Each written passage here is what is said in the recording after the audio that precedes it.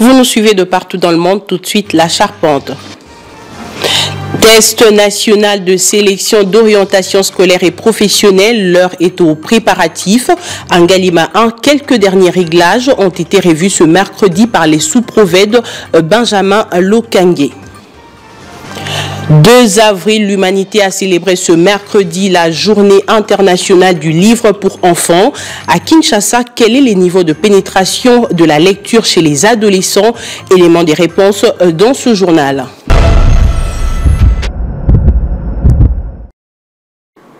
Bienvenue si vous nous rejoignez. On commence au ministère de Transport, Voies de Communication et Désenclavement où un important contrat public-privé a été signé entre la République démocratique du Congo via Jean-Pierre Bemba et les consortiums Jantai Manning et Tambo Majambo Compagnie Sarl, un accord de concession relatif au financement, à la conception, à la construction, mais également à l'exploitation et à la maintenance du projet du port industriel de Kalemi, province du Tanganyika. Regardez.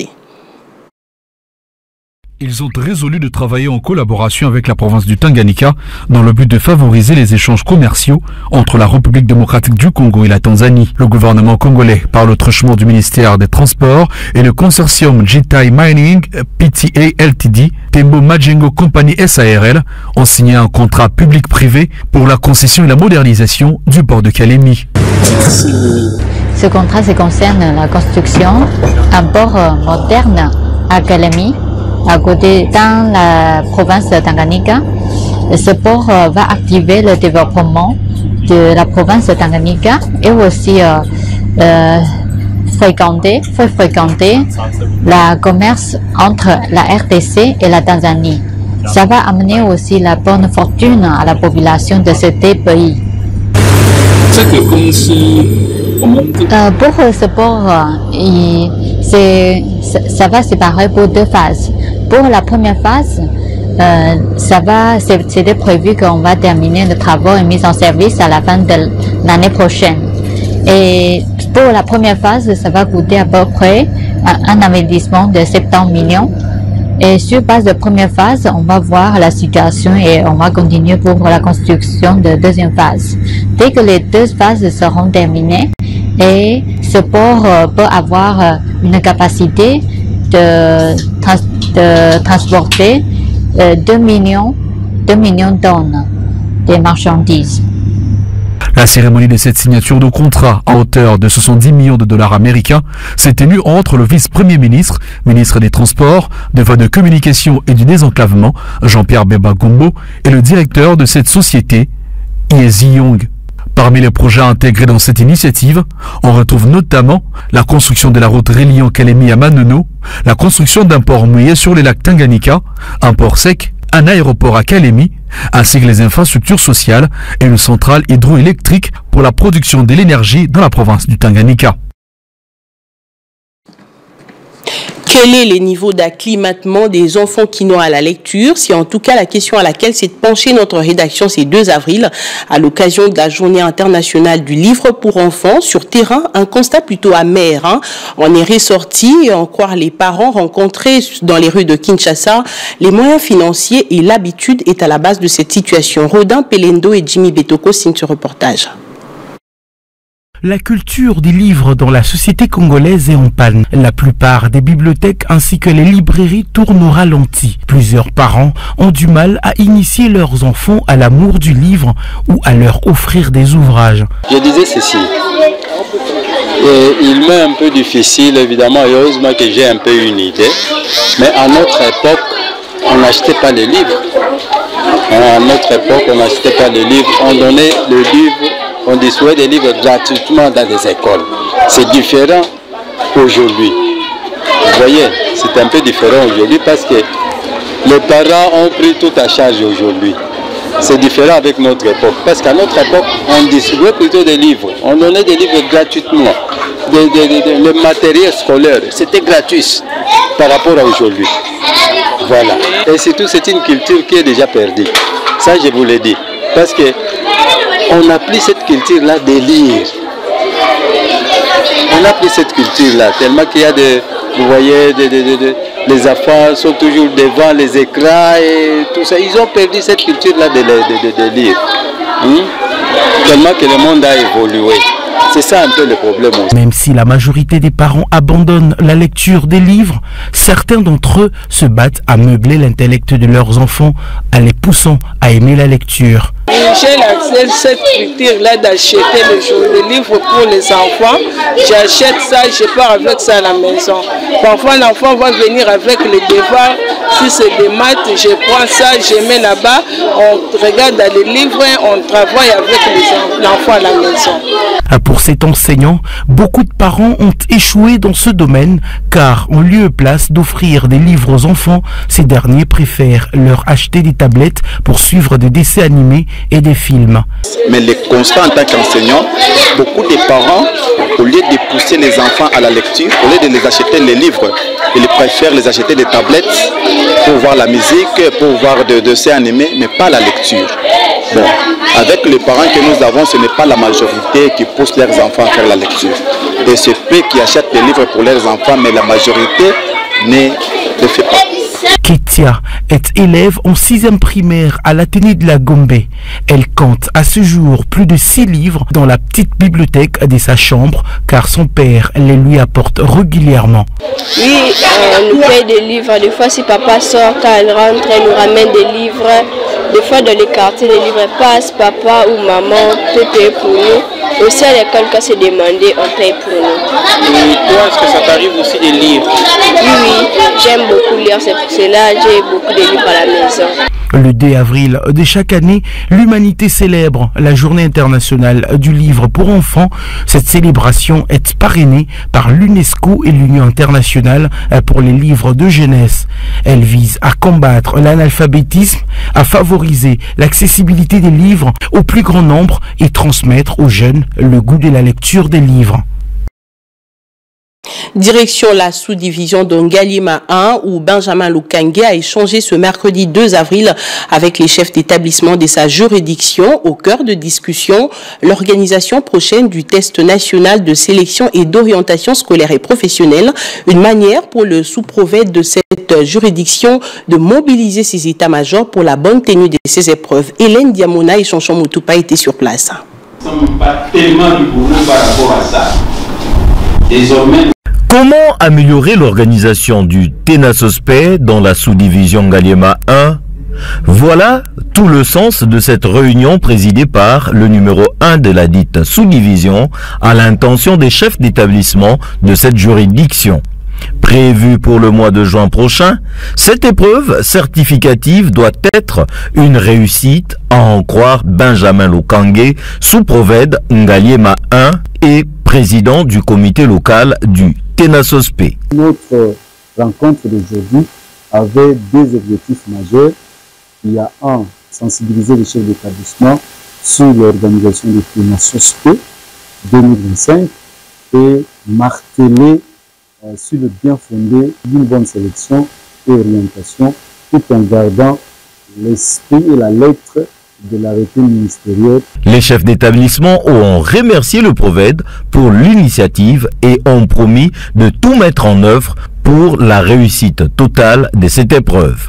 Oui, ce que nous avons pu retenir, d'abord parmi les 3 intervenants, le premier intervenant qui est l'ESPOUL, qui nous a parlé sur l'organisation, sur le programme national que nous devons tenir et les cours d'évaluation de ces tests de fin de cycle d'éducation de base. Nous étions obligés d'être interpellés par nos autorités pour que nous puissions maintenant mettre en application ou en pratique le nouveau programme ainsi que sensibiliser les apprenants, donc le candidat au TENASOSPE. Cette réunion est une orientation de la provède de la province éducationnelle de Lukunga, Wivine Moudenkoko, qui tient au bon déroulement de ces tests qui orientent les élèves pour les classes montantes, d'où la présence de son conseiller Florimond Mesopamba à cette réunion.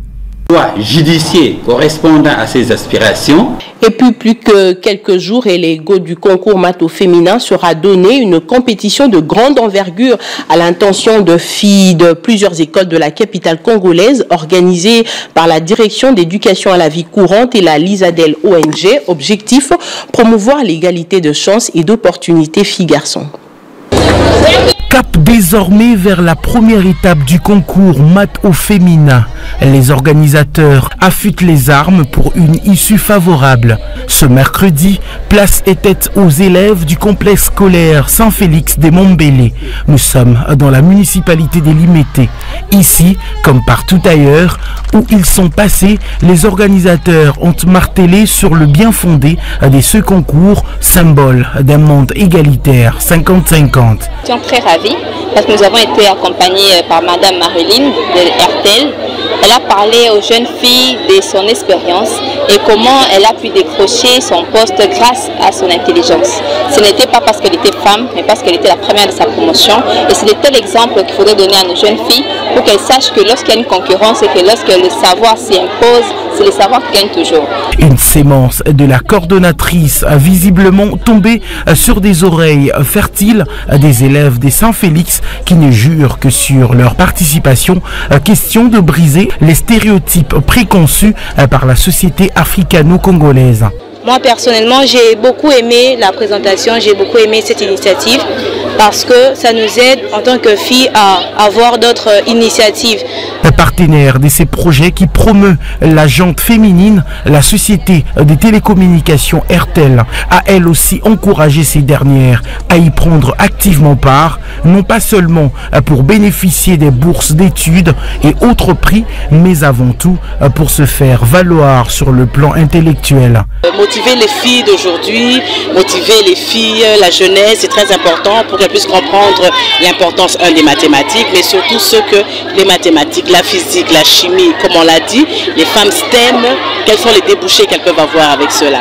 Cela est très important parce qu'au regard de ce qui se passe dans la société aujourd'hui, spécialement en République démocratique du Congo, les filles ont peur.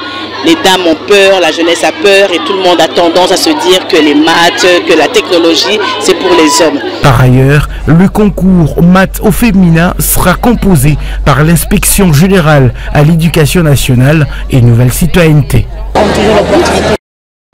Et à plusieurs kilomètres de Kinshasa, dans le Kwilu, les inspecteurs et enseignants d'anglais ont été outillés sur la consolidation des approches pédagogiques innovantes, un séminaire de 5 jours au terme duquel les récipiendaires ont reçu de brevets de certification. Regardez. To express my gratitude. La cérémonie de clôture a été présidée par le prophète Roger Machoro Lengue en présence de l'IPP Roger Mutombo Wamuleji et de l'IPAF Cyprien Kassanza. L'IPP Roger Mutombo a dans son discours exprimé sa gratitude envers les formateurs nationaux, le principal Bruno Kasuka pour son expertise et sa passion qui ont enrichi les échanges et ouvert des nouvelles perspectives pour l'enseignement de l'anglais dans les écoles des Kwilu 3. L'IPP Roger Mutombo reste convaincu que les compétences acquises au cours de ces cérémonies auront un impact positif sur les systèmes éducatifs de la province. Votre engagement et votre participation active ont été essentiels à la réussite de cette activité de formation. Durant 5 jours d'activité, vous avez eu l'opportunité d'explorer et de consolider des approches pédagogiques innovantes, notamment l'approche par compétences APC et l'approche par situation APS. Ces méthodes sont cruciales pour améliorer notre système éducatif et mieux répondre aux besoins de nos élèves. De son côté, le formateur national Bruno Kasuka a encouragé le participant à appliquer le concept et stratégie apprises lors de la formation pour dynamiser et innover dans l'enseignement de l'anglais. Après la remise de brevets, le prophète a exhorté les enseignants à expérimenter ces approches dans leur classe et à les partager avec leurs collègues de la province éducative de Kwilu 3. La formation s'est conclue par une photo de famille dans une ambiance conviviale symbolisant la cohésion et l'engagement des participants à améliorer l'éducation dans la région. Vous faites bien de suivre Éduc Télévision dans le province du Lualaba et du Olomami où le secrétaire général représentant juridique de l'ONG IMAE a clôturé la mission d'itinérance avec une activité dans le cadre du programme FID aujourd'hui Femmes de demain à Kamina. Occasion pour Serge Bondedi de remercier tous ceux qui ont contribué à la réussite de cette mission, ce malgré plusieurs obstacles rencontrés.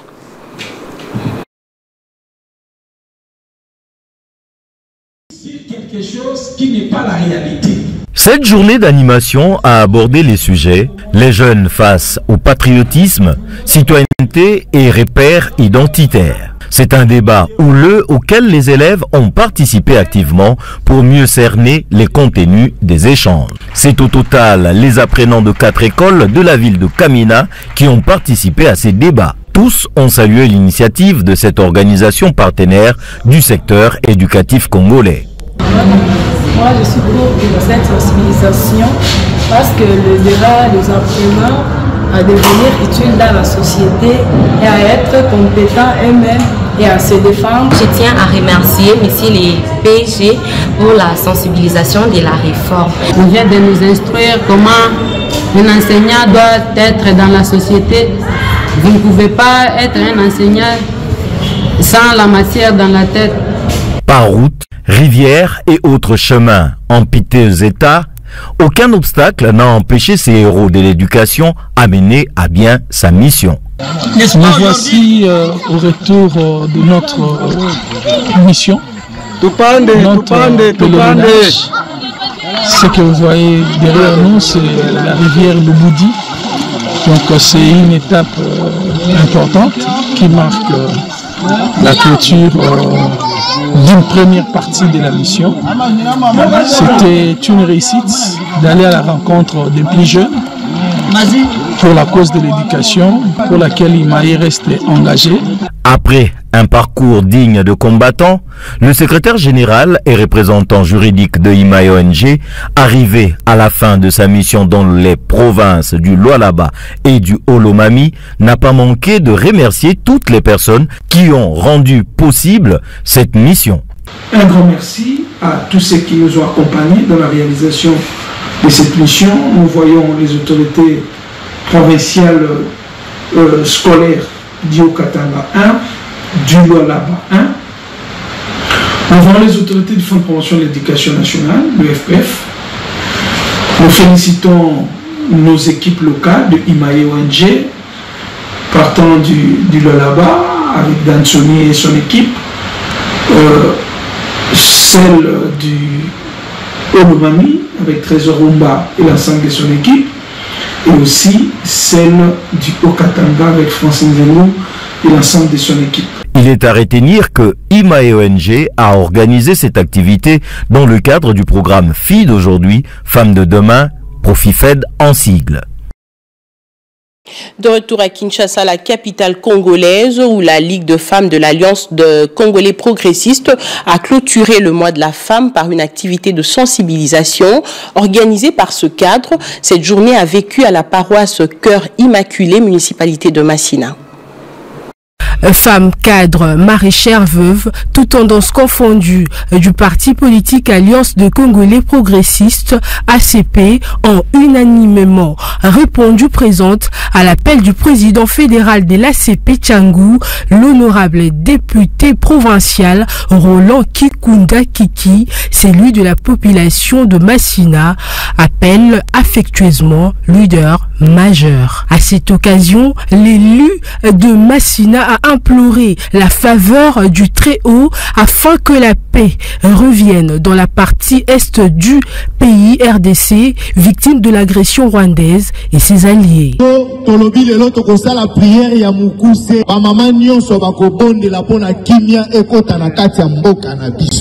Pour clôturer le mois de mars en beauté et honorer les femmes de la Tchangou, un lot de 2500 pagnes a été distribué à ces femmes. L'élu de Massina a également invité cette population à la vigilance et à soutenir sans faille le chef de l'État, Félix-Antoine Tshisekedi Tshilombo. Et très flattés par ces gestes, les femmes de la fédération Tchangou 2 ont également souhaité le meilleur aux autorités de leur parti. Il s'est de noter que cette activité s'inscrit aussi dans le cadre des vacances parlementaires de ces hauts cadres du parti ACP. Et puis, célébration ce mercredi 2 avril de la Journée mondiale de l'autisme. Quelle est la situation de cette maladie ici au pays, en République démocratique du Congo? Comment peut-on traiter cette maladie? Élément des réponses dans ces récits que nous proposent Séraphine Lumbu et Rodin Pelendo. L'autisme est le trouble qui se manifeste par une altération de la communication et des interactions sociales. Cette maladie se manifeste également par le trouble des activités obsessionnelles ainsi qu'une forte résistance au changement. L'autisme apparaît dès la petite enfance et évolue tout au long de la vie. La prise en charge de l'autisme doit être globale et pluridisciplinaire en recherchant le bien-être, le développement, l'éducation et la socialisation de chaque individu. L'autisme n'est pas une maladie mentale, mais plutôt un trouble neurologique. L'autisme est associé à un retard mental. À l'heure actuelle, on ignore la cause exacte de cette maladie. Alors que certaines études ont montré le lien entre l'autisme et la génétique, aucun traitement n'est encore disponible. Et puis, comment appliquer la nouvelle citoyenneté? La question se pose et chaque jour, nous vous partageons des situations concrètes pour vous permettre de vivre et même incarner la citoyenneté dans notre quotidien. Regardez cet élément.